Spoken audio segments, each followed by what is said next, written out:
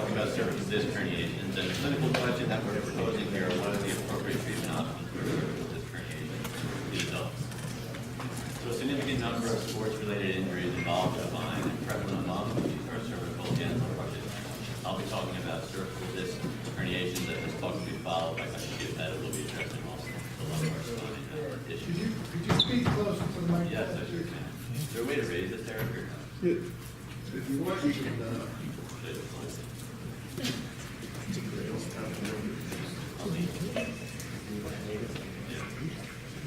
So the degenerative changes in the cervical spine are ubiquitous in the adult population. It's a natural consequence of aging. Oftentimes, these changes are asymptomatic until there's an injury or some sort of traumatic event. It's very commonly seen in patients over the age of 40.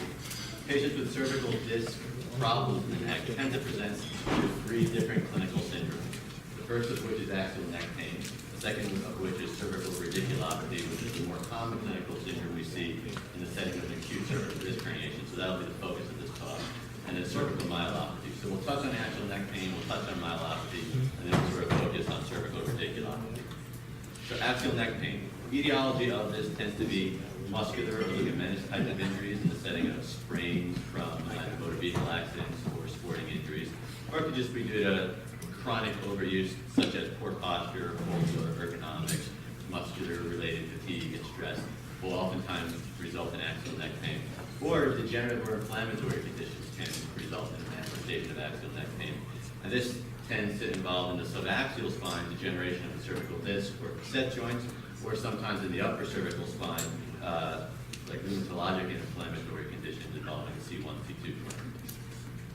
The clinical presentation, patients tend to present with pain along the posterior aspect of the neck.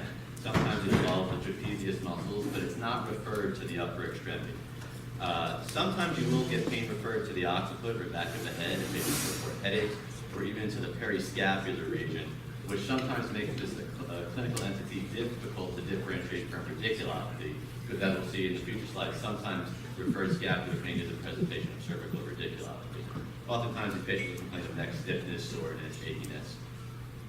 The treatment of axial neck pain is typically non-surgical. It tends to respond to non-surgical treatment. Sometimes it will resolve spontaneously. And there's a sort of old landmark study sort of documenting that in patients with acute onset or episodic onset of axial neck pain in the setting of cervical spondylosis, the majority of them respond to non-operative treatment, about 78%.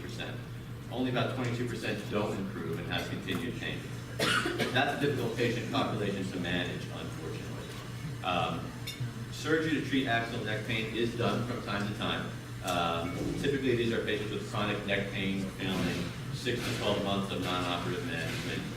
Surgery for axial neck pain has some mixed results in the literature. Some patients are great, some patients have continued neck pain. Patient selection here is the biggest challenge, I think, for the spine surgeon. So what are the pain generators for this patient? Is it related to the intervertebral disc? Are there other factors at play here? Psychosocial factors are very important in selecting these types of patients. Are there, reasons for secondary gain and that kind of thing? But what are the number of levels involved? The ideal patient, only has like a 1 or 2 level degenerated disc, and we can be confident that that's the pain generator. But if there's multiple level involvement, it's unlikely that a spinal fusion surgery is going to really address those patients' issues. And we will sometimes perform ACDF or a fusion procedure for this patient population. The other potential clinical syndrome or entity that a patient can present with is cervical myelopathy. So this is more commonly seen in the setting of advanced cervical spondylosis or progression of arthritis, which leads to the development of stenosis due to, as you see in this picture here, there's multiple level disc bulging, disc protrusions, bone spur formation in the back, there's buckling and infolding of overgrown ligament. That's the more common reason to develop cervical stenosis and myelopathy. Having said that, we can see it from time to time in the setting of a single level more acute cervical disc herniation if it's causing spinal cord compression or significant cervical stenosis. Myelopathy, or spinal cord compression, I should say, results in spinal cord dysfunction, which leads to, oftentimes patients have upper extremity sensory impairment. Sometimes there's weakness involved in the extremities. They'll commonly complain of loss of fine motor skill function. So they'll say, I'm dropping items, buttoning a shirt, handwriting, those are the things that tend to suffer. Clumsiness or unsteady gait is another common problem because there's loss of proprioception with dysfunction of the spinal cord, and sometimes patients will tend to have lower extremity weakness. Patients present along a very wide spectrum. Sometimes these symptoms are minimal and you really have to tease it out on a history or physical examination. Other times they're profound. The patients come in significantly neurologically impaired. The natural history of cervical myelopathy, so only about 5% have a relatively rapid onset. And these tend to be followed by periods of stabilization of neurologic function. This is kind of the onset we see more often in acute cervical disc herniation. About 20% have a more gradual decline in function. But the classic or clinical course of cervical myelopathy, probably what you've read about in the textbook, is the stepwise deterioration. So patients will have a decline in neurologic function, things will stabilize for a period of time, we don't know how long, then they'll have another drop off in neurologic function. That's the classic sort of presentation of this disease entity. On a physical exam, so it's a problem with the spinal cord or the central nervous system. So there are upper motor neuron findings on a physical examination. So patients will have hyperreflexia.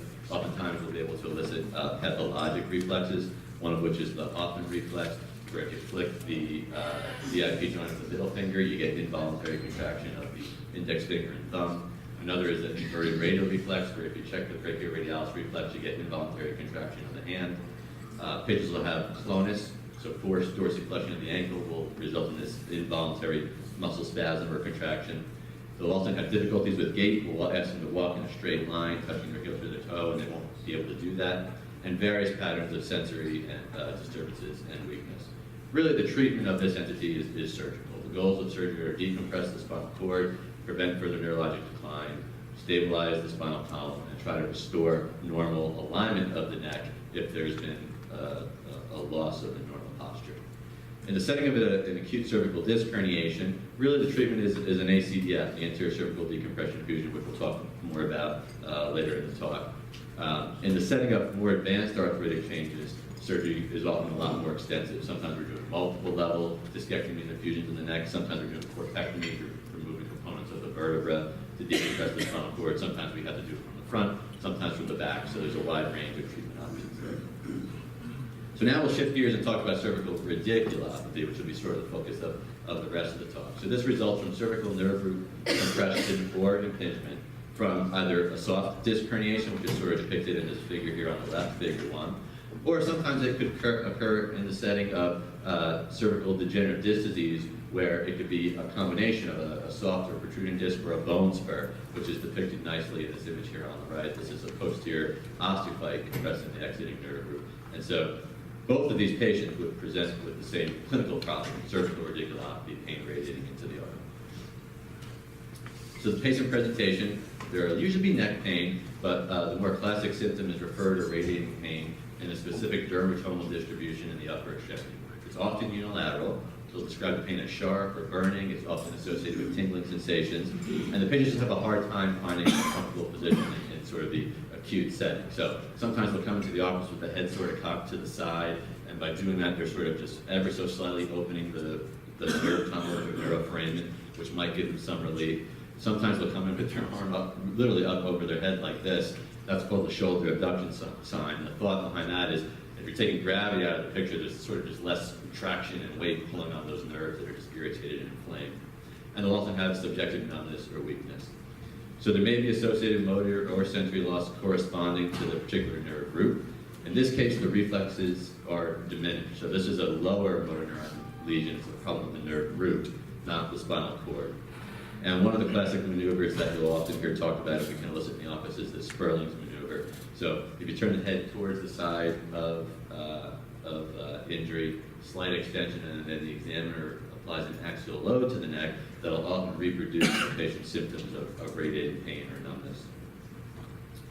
When we look at the sort of the prevalence of symptoms with which patients with cervical radiculopathy present, we see 95% of the time patients have arm pain, 85% of the time they have sensory deficits, 79% of the time they have neck pain, reflex deficit, motor deficit. Those are sort of like the most common thing and the slam dunk symptoms that make this an easy diagnosis to make. But you can see there are a variety of other symptoms that patients sometimes present with, which might not necessarily first trigger cervical disc herniation or cervical radiculopathy in terms of the diagnosis in your head. So patients can present with pain referred to the scapula. Sometimes they present with headache, and sometimes they present with pain referred to the chest region, like in an upper cervical radiculopathy, and that's termed cervical angina.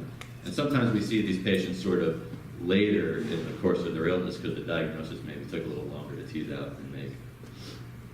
So this is a table sort of depicting the radiculopathy and neurologic patterns for each involved nerve group. You can see so fortunately, cervical disc herniations of the upper cervical spine are a lot less common than the mid or lower cervical spine.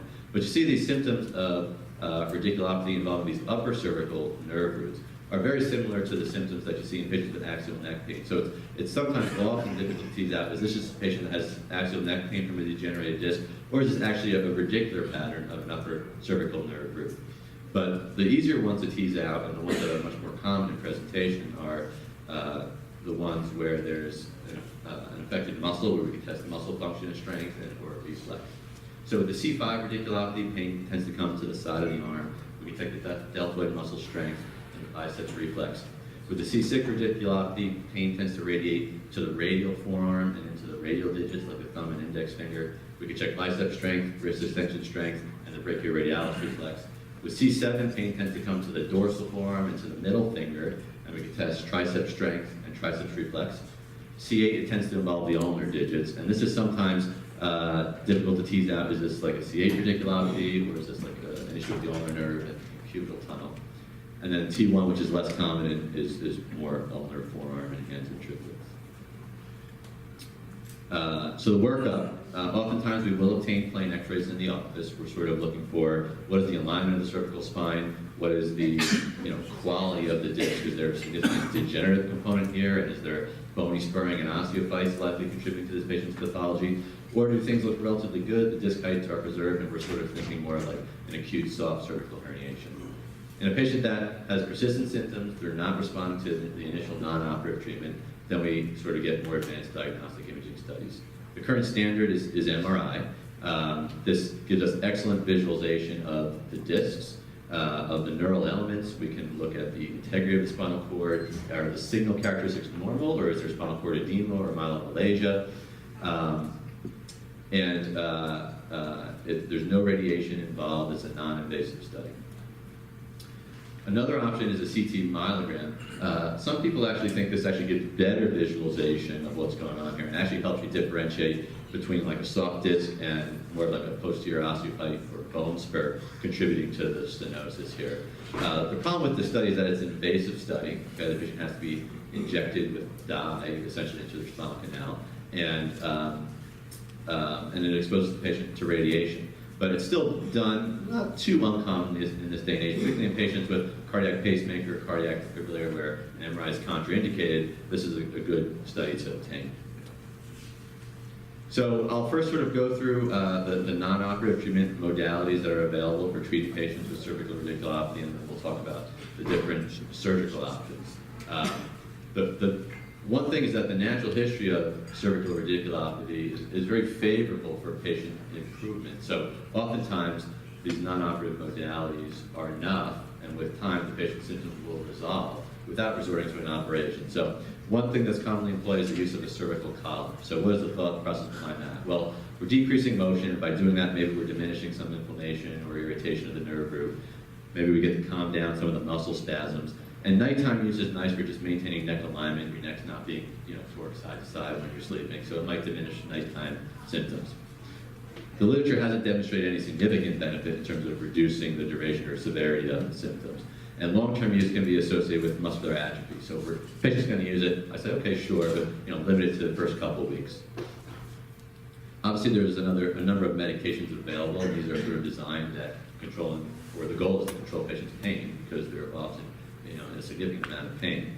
And so the non-steroidal anti-inflammatory medications are sort of the first line of treatment here. There's definitely a role for muscle relaxants. There's often a muscle spasm component to the pain that the patients experience, and these can be very successful for helping control pain related to that. Sort of sparing use of narcotics. I sort of use it selectively, just patients with severe pain while we're sort of trying to work this up and see if if it's going to end up going the non-operative route or the surgical route.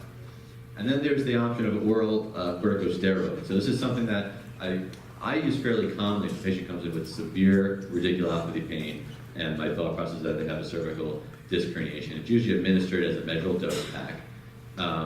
Anecdotally, I found that there's excellent clinical results. Okay, it's not the kind of thing that's going to often solve the patient's problem here, but very often, a patient will come in on like a Monday or Wednesday. They've had severe debilitating pain since Friday. They've been in and out of an ER. They've been prescribed Percocet, Valium, and they're just suffering in pain. And so we have to go through the process of getting the MRI, et cetera. And so sometimes if we prescribe a steroid, I think the anti-inflammatory properties of those steroids really just help control that severe radicular pain. And sometimes we can bring a patient from 10 out of 10 pain to 6 out of 10 pain. So I like them for select patients, but no long-term benefit has really been demonstrated in terms of altering the natural history of the disease process. Physical therapy is another modality we commonly employ. This too has not been shown to alter the natural history, but having said that, it definitely has a role in the treatment of this disease process. Cervical manipulation, so chiropractic manipulation, has some short-term benefits, more for axial neck pain, not so much for cervical radiculopathy. There's not great evidence to support its clinical effectiveness.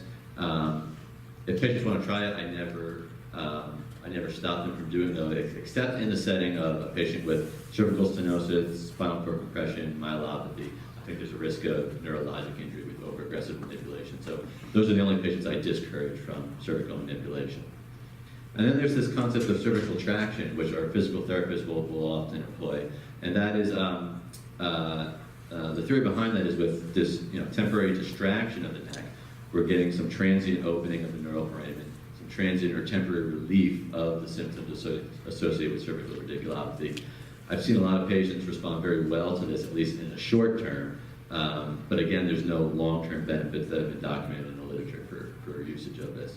And the other patient population that I avoid this in is patients with myelopathy or cord compression, so you're not stretching an otherwise compromised cord. Cervical steroid injections are another option, cervical epidurals and selective nerve root blocks. The nice thing about a selective nerve root block is that, well, one, it might provide a patient with some relief, but I think there's a lot of diagnostic value in these. So sometimes the patient will come in, you're looking at their MRI, there's more mild findings, maybe at a number of levels, and I'm sort of having a hard time in my mind teasing out which is the problematic level here. Maybe I think it's that C5, C6 level, but I'm not 100% certain. So sometimes we'll send the patient for selective nerve root block, and if they target the C6 nerve, and that patient experiences relief of the symptoms they're complaining about, to me that's like an excellent predictor that if those symptoms return and I operate on that patient, they'll improve with surgical management. And there have been some prospective and retrospective studies sort of documenting pretty good short results in terms of short-term relief of cervical radiculopathy. They haven't been the greatest studies. They often lack a control group, but that's what the literature shows. And then surgical management. So what patients are sort of candidates for surgery for this problem? Well, patients who fail to respond to non-surgical management has to have significant continued pain, or a patient with a severe progressive neurologic deficit. And what are the surgical treatment options? Well, the mainstay is an ACDF, anterior cervical decompression and fusion. And the other options are posterior laminal foraminology and then cervical disc replacement. We'll talk about all these three. So ACDF, the advantage of this is that you come in from the front of the spine. It allows direct visualization and removal of the lesions that are contributing to either spinal cord or nerve root compression. So we take the disc out, we visualize the disc, we visualize the bone spurring, we remove the bone spurs or osteophytes. No neural retraction is required. You can't retract the spinal cord, that's dangerous. But we're directly visualizing what's causing the stenosis, and we can relieve that stenosis. In the place of the disc that we remove, we often put a bone graft or a cage filled with bone graft material. And oftentimes, a disc that is herniated has some underlying degenerative changes, so that disc is often collapsed. Now we sort of prop it open a little bit with this bone graft, and that actually expands the neuroforamen or nerve tunnels, so it also provides an indirect decompression of the nerve root in the back of the spine. And the other benefit for this procedure is that by doing that, we could also restore some of the sagittal alignment or lordosis that we like to see in the neck, which is sometimes lost with disc pathology. And it may also address neck pain associated with degenerative disc disease. Advantages, there's a low infection or wound complication rate. It's a very cosmetic looking scar. We could often do it in the natural skin fold of the neck. There's minimal perioperative pain, at least compared to other spine procedures, because there's no muscle dissection. Unlike a posterior spine procedure, where we're essentially stripping the muscles off the spine, that is an incredibly painful post-operative period of recovery. In the neck, there's little muscle dissection and tolerated pretty well. And there are numerous studies documenting excellent clinical outcomes, particularly with cervical radiculopathy and the relief of radicular pain for this operation. And this is sort of the tried and true operation as spine surgeons that we perform for these problems. Disadvantages, well, it's almost 100% of the patients have some short-term swallowing difficulty or dysphagia. Usually it's short-lived, just lasts the first few days, and we start them on like a thick, soft diet, foods that are easy to swallow, and it resolves. But there are potential risks for sort of more long-term swallowing difficulties or speech complications related to retraction of the esophagus and retraction of the laryngeal nerves. That's more common with multi-level procedures, upper cervical spine surgery where there's more retraction, more soft tissue edema, more swelling. The other risk is pseudoarthrosis or failure of fusion, and this phenomenon called adjacent segment disease, and we'll talk about both of those quickly here. So, ACDF fusion rates, historically the literature shows that pseudoarthrosis rates or failure of fusion range from 0 to 20% for 1 to 2 level ACDFs and are as high as 50 to 60% for 3 and 4 level ACDFs. More recent studies, though, demonstrate a lot more favorable results, which is more consistent with what we sort of see and experience as surgeons on a daily basis. This was a good study published just a couple of months ago, a systematic review in one of the premier spine journals showing an overall 2.6% rate of pseudoarthrosis for 1, 2, and 3 level ACDFs. They didn't look at 4 level ACDFs. And it included all forms of bone graft with plate fixation. Some of those older studies are looking at ACDFs where they did, predating plate fixation. So they used to perform ACDFs without instrumentation back, decades ago. Current day and age, plate fixation, we think it improves fusion rates. And then there's this phenomenon called adjacent segment disease. So we fuse a segment of the spine, that segment of the spine no longer moves. So there's this theoretical concept that the level above the fusion or the level below the fusion is subjected to increased forces, increased range of motion that can accelerate the degeneration, if you will, of that level due to the altered biomechanical stresses. It can just be a radiographic phenomenon that we're following the patient, they come in, we see on their x-ray they're degenerating, in which case there's nothing to do about it, or you can have clinically significant adjacent segment disease. So patients could present with neck pain due to degenerated disc, or they could develop herniations or stenosis and these other patterns, radiculopathy, myelopathy. So the classic study on this reported an annual incidence of about 3% and a prevalence at 10-year follow-up of 25%. So that was patients with both just all comers. They looked at radiographic adjacent segment disease. The more recent studies say, well, we're more interested in clinically significant adjacent segment disease and reoperation rates. So we actually think the reoperation rate in long-term follow-up or over the patient's, 10-year follow-up or over the patient's lifetime for clinically significant adjacent segment disease is about 17%, which is kind of a high number, but to look at it from the other side, about 83 or 85% of these patients that we're operating on don't need a reoperation. But this is definitely something I've talked to my patients about pre-op and counsel them on. So then there's this sort of newer technology of a cervical disc replacement. So cervical disc replacement is basically a prosthetic disc. The original surgery is the same. We take the disc out, we take the bone spurs out, we take the pressure off the nerves, but instead of putting a bone graft and plate to do a fusion, we put in this artificial disc which preserves motion at that vertebral segment. Why do we want to do that? Well, the thought process is that by preserving motion, we decrease the risk of this adjacent segment degeneration. That's really the reason that this technology was developed. There are some disadvantages of this. So you have residual motion, you can get recurrent stenosis, so you could reform osteophytes in the segment where there's motion, which you don't get in the setting of a fusion. You fuse something, motion goes away, recurrent stenosis at that level is almost unheard of. But the bigger concern is the potential for mechanical failure of these devices over time. So it's a relatively new technology. We don't really have long-term data on this. We know from joint replacements in every other part of the body that with time, this is a mechanical part that could fail.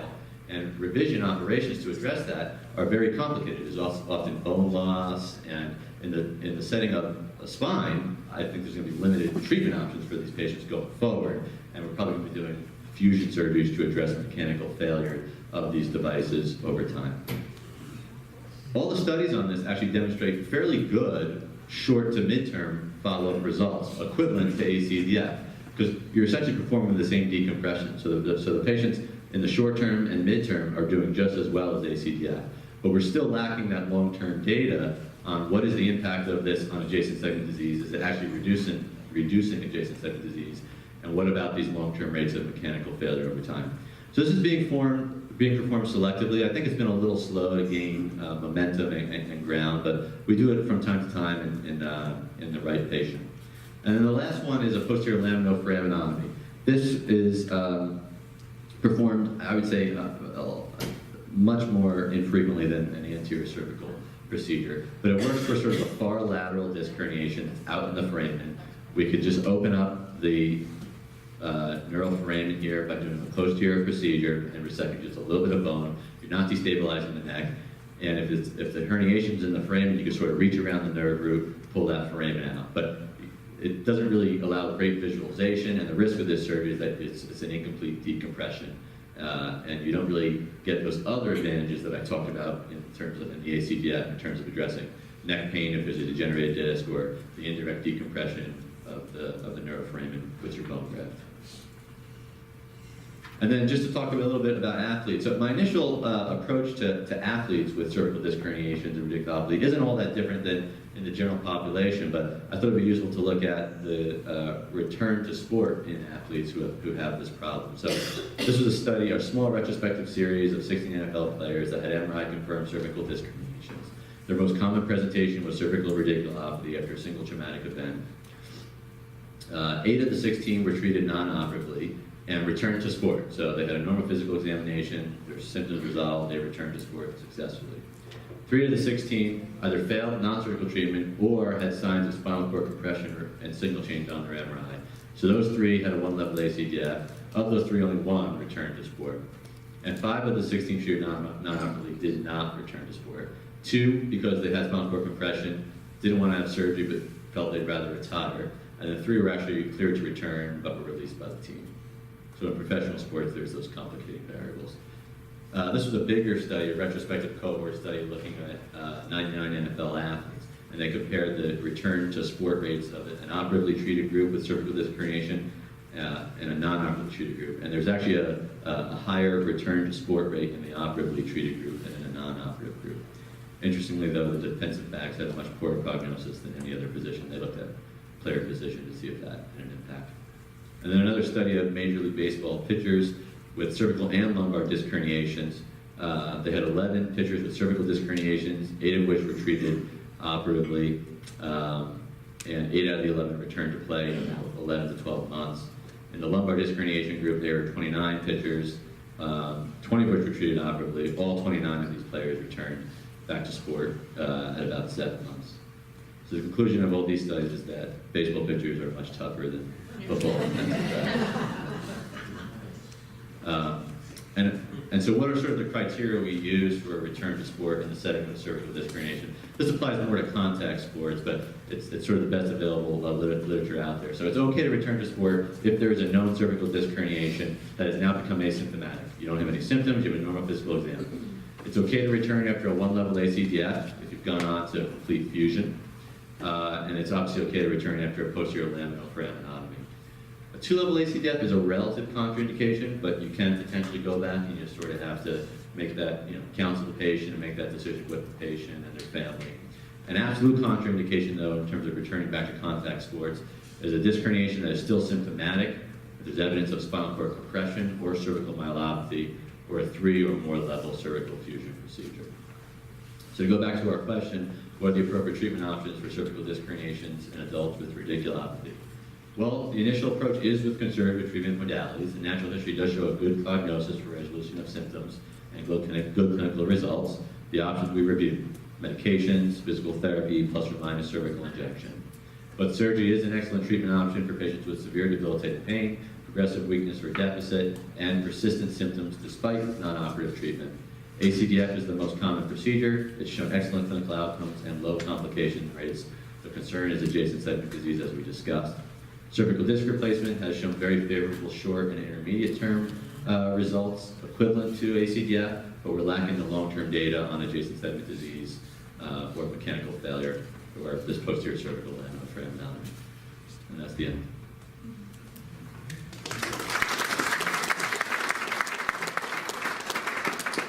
We have time for one question.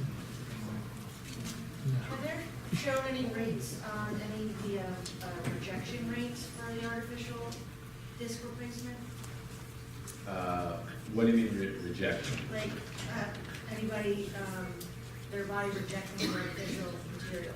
No, I mean, these are inert metals. They're made out of the same substances that we use screws in place for plate fixation, for our hardware, for fracture treatment, and for joint replacements in other parts of the body. I'm not aware of any literature specifically in the spine literature